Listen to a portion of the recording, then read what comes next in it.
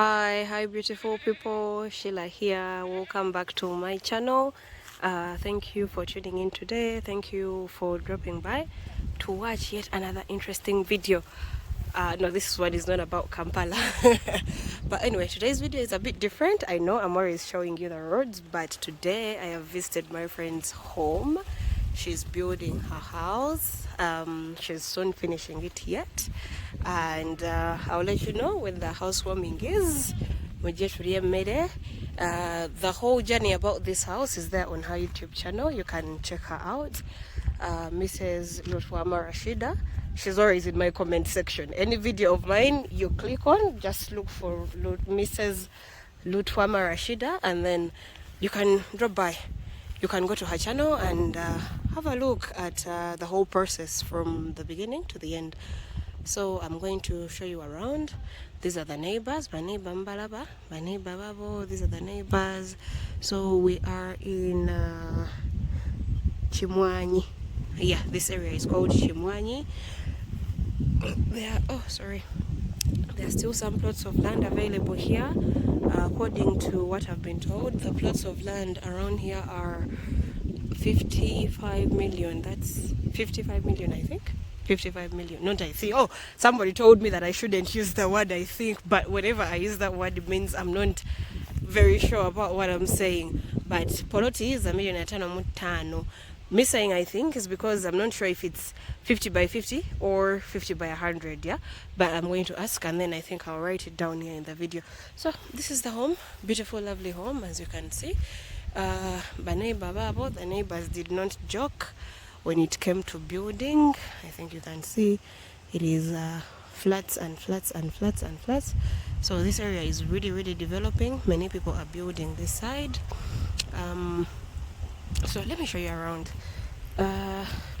This is the house. It has 3 bedrooms. I'm going to take you inside. You're going to have a look. It has 3 bedrooms. Wide view. Hey, guys, do you know this thing? Huh? Burazewa. Buno. Mubumanyi buno. Muko wewumbe. They told us if you don't say muko wewumbe, they don't kwewumba. Anyway, okay. Guys, let me show you around. So this is the surrounding. I am going to confirm the price of 50 by 50 and 50 by 100. Naichemanyi milioni nga atano mutano oba nkaaga. So this is the house. This is the toilet. They have just constructed the toilet. On her channel, she has a video about the cost of the toilet.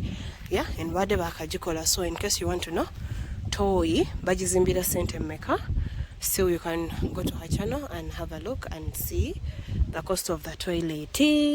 Kweri. So ezo toyi zizo bbiri nekinabiro wali. Toilets, I officially opened them yesterday. But so these are the toilets. Then this is the house. Baneighbor Babo, the view is amazing. The view from the other side, and then the view from right here. People are still building, yeah? People are still building, as you can see. Watch the plotty in Kalu around the area. No, I know I'm a road person, so most of you are wondering. They don't a surprise real estate. But yeah, mulabe ebikondo by'abantu bibyo. Plotty zizo zirimu ebikondo. People are buying, people are still buying. Sirutobazi. But tulinga baserengeta wansi, but look at the view. The view is amazing. So eno yetoyi, eno yenyumba. Let's walk around and then I take you inside and you have a look. Again, for more details about everything, you can check her out. Check out her channel. She's always in my comment section, just like I'm always in her comment section, because this is her kind of content, you know. Houses, and then real estate, and then amayumba, apartment, yeah, biraga nnyo ate nze ndi mutambuze. So enyumba yeno mugiraba. Mulabe waneno. Enyumba yeno. This is the surrounding area. Kati abakalina. Anyway, twegombe. Hey, Pose Bible yagamba tetulina kwegomba, but it is the only way we can work hard to also get the good things, you know. When you soka kuchiraba nokyegomba, then you work hard for it and then you get it as well, yeah. Kuba oba tokirabye wanje wira wempita ba munnalongo okay, so let me take you inside. Twasimbudde dda nanti. Let me take you inside. Okay, these are the doors. She has a video as well about the cost of the windows and the doors. Tuyingidde wano, eno ye living room. This is the living room. Mugiraba wano wagenda obeera entebe ne TV. Mulaba, the doors are quite nice, yeah. She also mentions who made the doors and how much, so you should go and check her out. This is the living room. I'm going to bed entebe, the sofas, and then the telly, and you know, the center table. This is the dining area. I'm going to bed a dining. This is the kitchen. This is the kitchen. Yeah? Mujiraba. Eno kitchen, I'm going to bed a fumbiro. So they are yet to finish, and as I've told you, I'll let you know when the housewarming is. The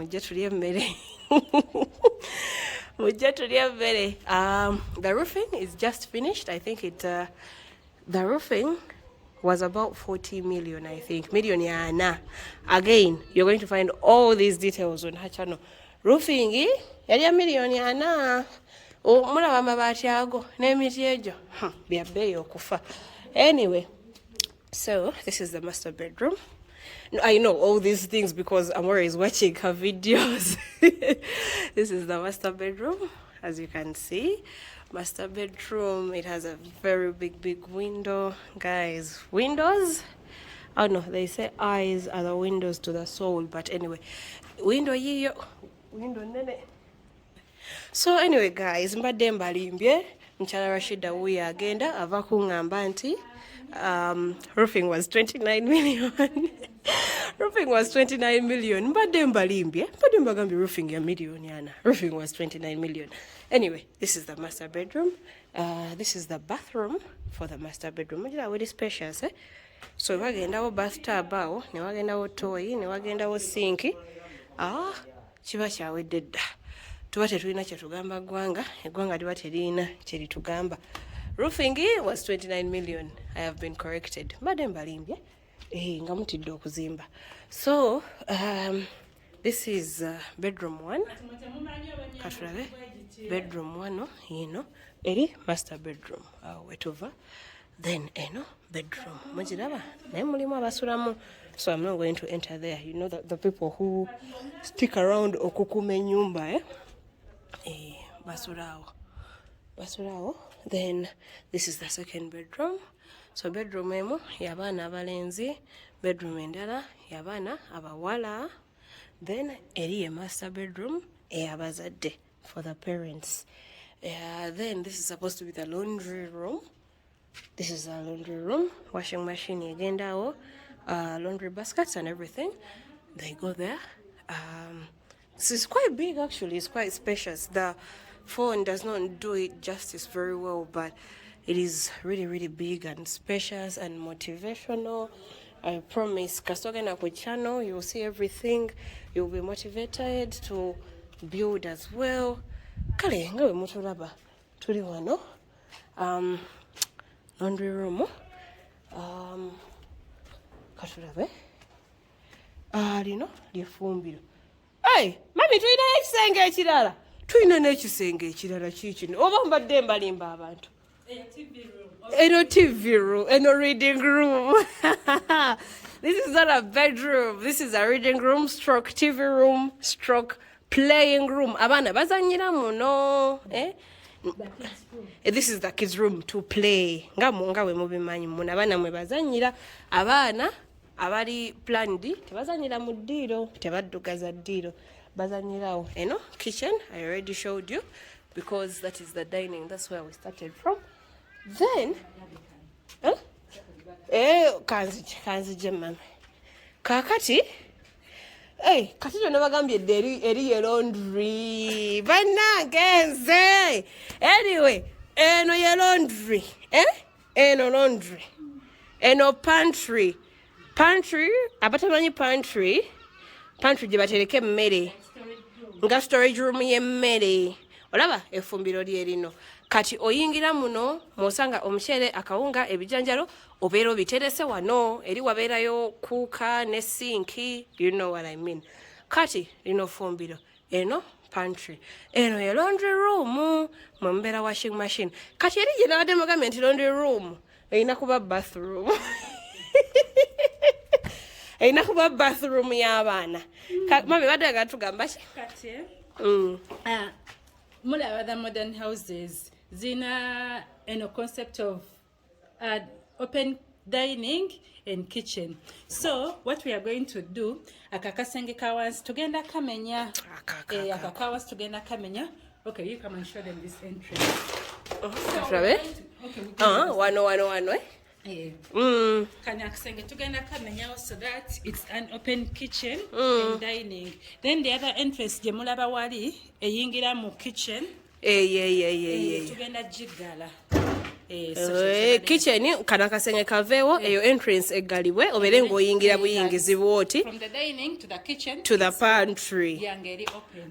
Mpazi ogambye roofing yali wa 29 million. 29 million the roofing na buli kimu ne labor.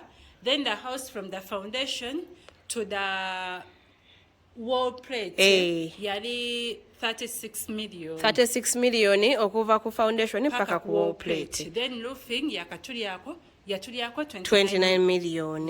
What's the plot is America one? Plot range it's 45 million to 55 million. That is 50 by 50. No, 50 by 100. 50 by 100. 50 by 100. Tewaliwo 50 by 50. Waliwo 50 oba 100 by 100 zebatundawo zokka. Okay, so 50 by 100 range erimu 45 million to 55 million. Then oba yagala 100 by 100 then era oba okola times 2. Obeera mu million nga 10. So nga bwe babagambye ennyumba yeno guys, I think you can all see lovely home. Kitchen yeyo, they are going to break that down. Efuke open kitchen, yeah, kitchen, then you go to the pantry, then the laundry room, TV room, yeah. Kakati, let me correct this. This is bedroom 1. Okay, let's have a look. Okay, that's bedroom 1. This is bedroom 2. This is the bathroom. Bathroom. See laundry room. Nga wenda badde mbagambye. Bathroom. Bedroom. Bedroom. Endala. Then this is the master bedroom. This is their bathroom. So bathroom zigenda bera mbiri mu nyumba. Ebisenge biri bisatu. Nogatako ne TV room. Positive room eno. Ndoza nesobola okufuuka bedroom, but anyway, abazadde b'abaana they know better. So TV room yeeyo abaana mwe bazanyira, mwe basomera ebitabo, mwe badugaza, mwe bakyafuwaza. Kati liri eddiro libeera ly'abagenyi, you know what I mean? Yeah, so this is it guys. This door leads to the back. Emabega nabalazeeyo, like where the toilet is. Yeah, wano tumaze okuyitawo.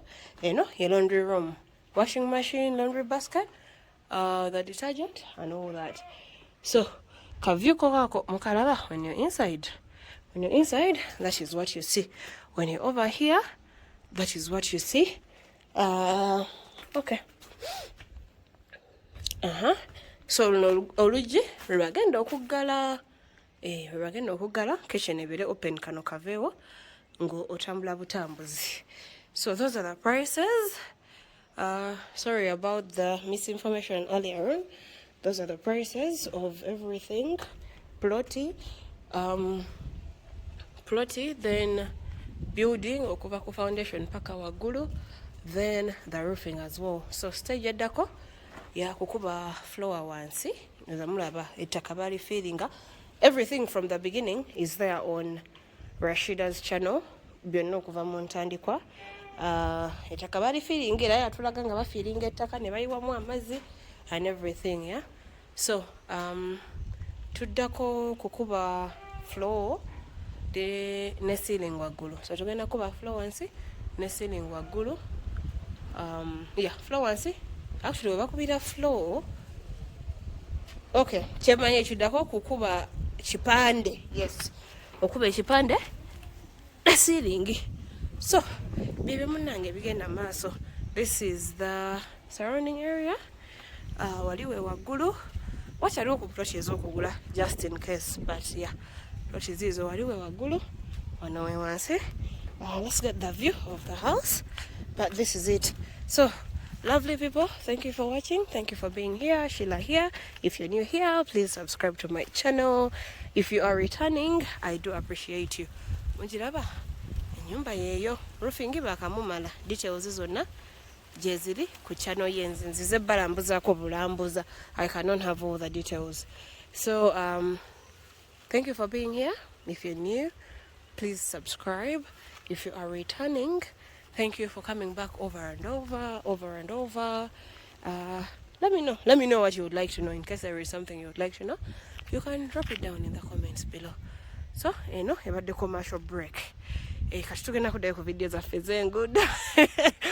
Tugenda kuddayo ku video zaffe z'enguudo, ebadde commercial break. Mwebale kujja, mwebale kulaba. Real estate, Rashida is the real estate person. Kubeera ye byabateekayo ebya real estate. Nze ndi wanguudo, being here, being all over the place. I'm never in one place. So the cost of everything, if you want to know the cost of everything, you can drop by. Solo mukibeerako ku channel Mrs. Lutwama Rashida, but still she's always in my comments. Erinnya bibali kubuze abeera mu comment zange zonna ze commentinga, abeera videos zange zonna abeera mu wansi mu comments. So byebyo munange byebadia, mwebale nnyo, mwebalire ddala. Thank you for coming today, and see you in our next video. If there is anything you want to know, something you would like to ask, please let me know down in the comments. Give me a thumbs up if you have enjoyed the tour. Mbawadde ku tour y'ennyumba, tour oba onyumiddwa. Give me a thumbs up. Please like the video. You can share it with your friends to inspire them to build their houses or to work harder, or things like that. Please like, please share, please subscribe if you're new, please comment. Tweyongereyo mpola mpola. So yeah, waliyo oluzzi wansi, mulaba abantu bava kusomba mazzi, kitegeeza waliyo oluzzi wansi nsi awo, abantu bava kusomba mazzi. So anyway guys, that's it for today. See you in our next video. I'm so excited about Mukomuko Wewumbe. I hadn't seen it in a while. Mpozi, what I to soma? Was it which subject explained this thing? Yeah, but andiseko wabula kambaleke nze kuba njagala babulira biology we yatugamba why these things close themselves. Simaya, they are sensitive to the touch. Was it the touch stimuli? Hey! Guys, see ya. See you in the next video. Bye bye.